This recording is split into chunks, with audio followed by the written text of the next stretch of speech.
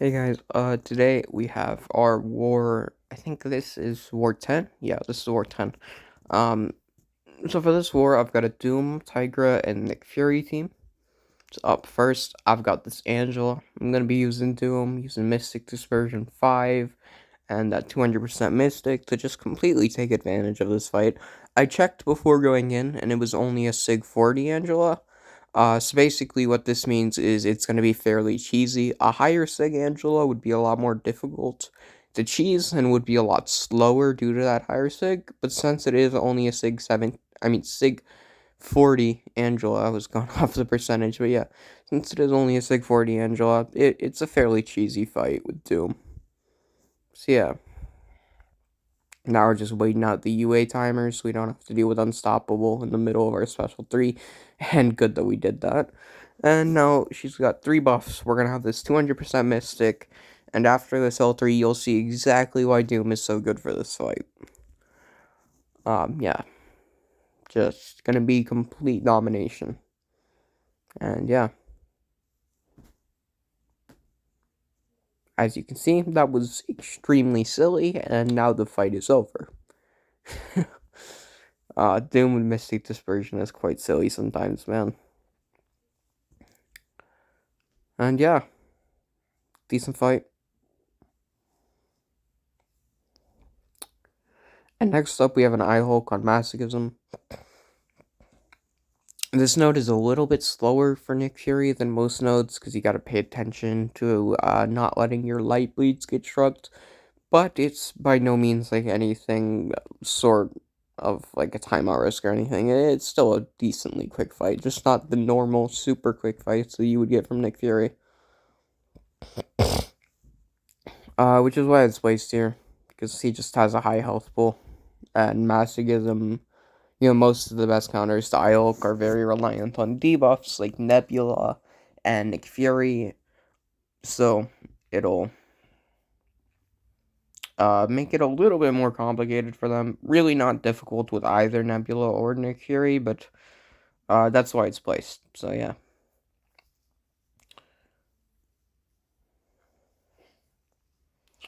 And for this fight, yeah, we're pretty much over with it already, just throwing this L2, and I thought that Masochism was gonna come too soon and I wouldn't be able to get a light bleed, so I just backed off. Looking back, I probably could have gotten away with throwing a light bleed there, but whatever. And yeah, now we have a man thing on 20. Very nice fight for Doom. We're gonna pop a PS1. Really running low on PS1s now. But yeah, pop PS1. Pretty easy fight, honestly. Uh, I don't really see a way you could die to this fight if you have Mystic Dispersion and that power boost on. You know, the only way you can really die to this fight is if you let the Furies get out of hand, I think. But yeah, Doom is very tanky here. And he's got really good damage, so it's a fairly easy fight. Yeah. We're gonna just get to 2 Furies this time. It ends up lining better to go to 2 Furies than to throw RL2 for this fight. Because I think the change for the strategy is due to having the 200% instead of having the 150% on. It's a nice little benefit there. Definitely fine either way, but we're able to get a slightly easier fight due to that. And now we're ready for our second L2, L3 already, and after we get an L2 off, the fight will basically be over. So yeah.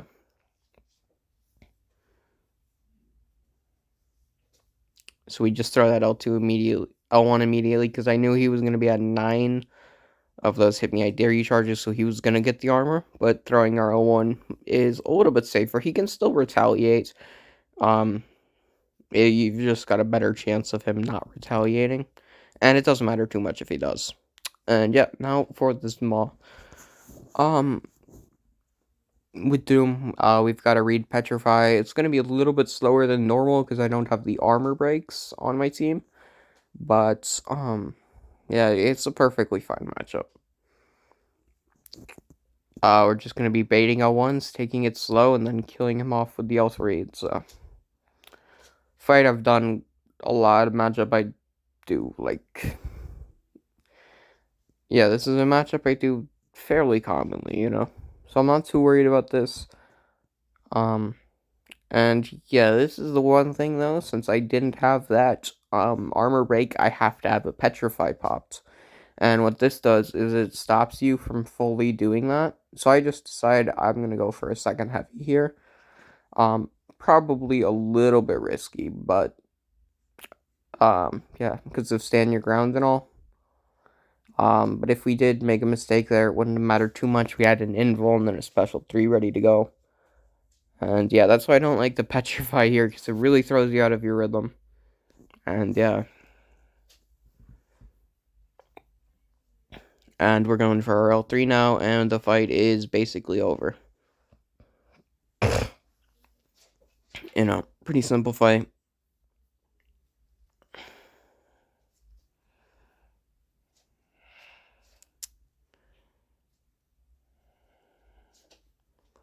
And yeah. And next up, we have a Path 5 Rhino and Nova. Now, for this Rhino, there's UA, and this will actually give him stun immunity on his dash, which is a little bit annoying. Not a big deal, but it is a little annoying. And yeah, due to this being on Sadist instead of Mighty Charge, there's no real risk of timing out. And Doom doesn't really take much damage from a Rhino combo, so he can eat combos and not have to be worried about that too much. And yeah.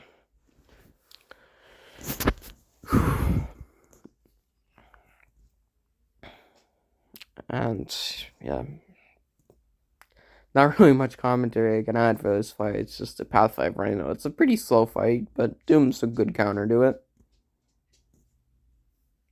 And Mystic Dispersion helps a lot here as well, of course. There we lose our Invuln because he went unblockable. And here I try to go for an intercept so I could get the L3 off. I knew I was going to eat a combo from that, but if I had gotten the intercept, it would have been worthwhile because I would have ended the fight pretty much. We didn't get that, so yeah. So we're just taking this slow, gonna wait out UA. And now we go in with our L3. And we're gonna try and do a 2 Fury cycle into our L2. And hopefully he gives me some intercepts on my specials. Yeah. That's the basic strat here. It's a pretty long fight if you don't get any special intercepts. And I'm a little bit out of practice on special intercepting right now because I haven't been on Path 5 as much with Doom lately. So I miss it there, but we're still getting decent damage, So, not really worried about timing out or anything, Even with that not giving full damage or anywhere close to it, we still got good damage, so that's fine. And yeah, we're about to get ready to throw another L3. And yeah, waiting out UA, he goes unblockable again, and yeah, we take some damage. We go into our L3 cycle. We've got enough time to be ready for UA. It's not ideal, but we do have enough time for our L3 cycle for sure. And yeah.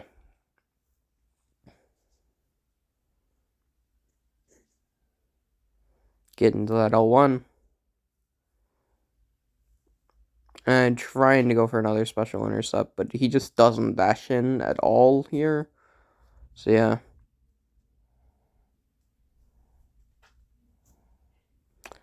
And there we go for his second special 2 with that Fury, which is nice. And then he goes unstoppable, so we just Dex out for a little bit. And yeah, we're pretty much ready to go end the fight. We're just going to build to another special 3. And the fight will be over. Here he goes unblockable. Thankfully, I noticed it this time. So I can Dex out, and yeah.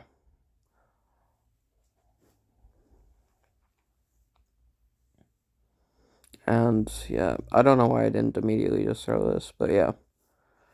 We get our L3 off, and fight is over. A pretty simple fight with Dupe. Long, but safe enough. And then we've got this Nova. Now for this Nova, we're gonna be just going for L3 cycles mostly. Um, yeah, it's a fairly simple fight. Don't really know what I can add for this fight. You guys have probably all seen this. I'm not gonna be intercepting much at all unless we can get some special intercepts off. But yeah, Doom is Doom, and he just keeps the fight locked up. And pretty simple fight. Mystic Dispersion helps a decent bit here. And yeah.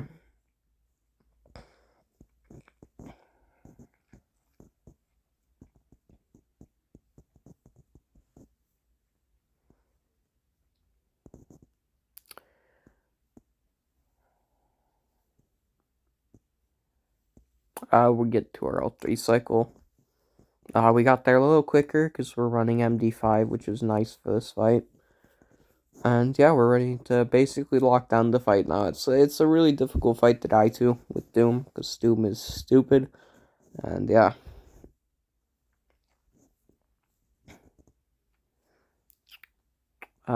MD helps again.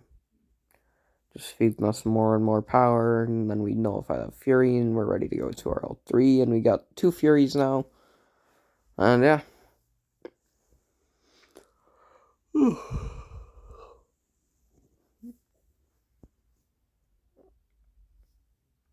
Ready to go for our L2 at this point now. It's gonna have reduced damage because it's unblockable, and Nova reduces your damage against unblockables. I thought I had the special intercept there. It looked like the right timing, but I guess we missed it, so yeah.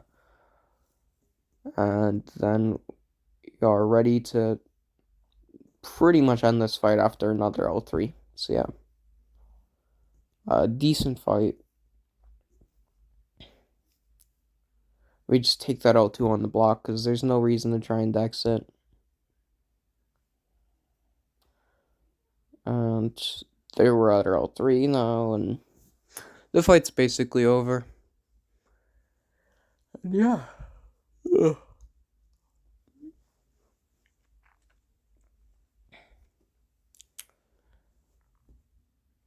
And yeah, next up we have this Black Panther Civil War and Tigra. I was meant to be taking this when I was taking my earlier fights, but I ended up getting a little bit sick. So I took some nausea medicine. And when I started feeling better, I went to take this instead of having our Quaker take it in place of me. And I was supposed to be taking a 54 Mangog as well, but I decided to just give that to someone else so I could rest. And yeah. Here's this fight. The reason I'm going for throwing combos instead of heavy countering is because my Tigra is unduped. So if I throw these combos to get extra power, I will actually end the fight faster than if I had heavy countered. Because since it's such a low health pool opponents, my first L2 will pretty much kill. Even with only 2 heavy counters. So this was my plan going into this. I know, like, oh, the fancy heavy countering, doing combos with Tigra isn't what you're used to seeing, but it's what's best for this fight due to my unduped Tigra. And it's so easy to do combos instead of heavy countering that there's really no reason not to do it. And yeah. So that's my last fight this war. And yeah. We end up having 2 deaths in my battle group. Pretty good performance. They had 2 deaths in our battle group. Yeah, decent war there. And then overall for the ally, we end up actually winning the war, which is awesome. At this point, we're 7-3 now. For wins and losses. And I think if we win one more war, we have top 10, which is awesome. And yeah, they had 9 deaths, we had 6 deaths. Decent performance. And hopefully we can secure that top 10 now. That would be just awesome. And yeah, we've been playing really well this season, so hopefully we can keep this up for the last 2 wars and come out top 10. That would be awesome.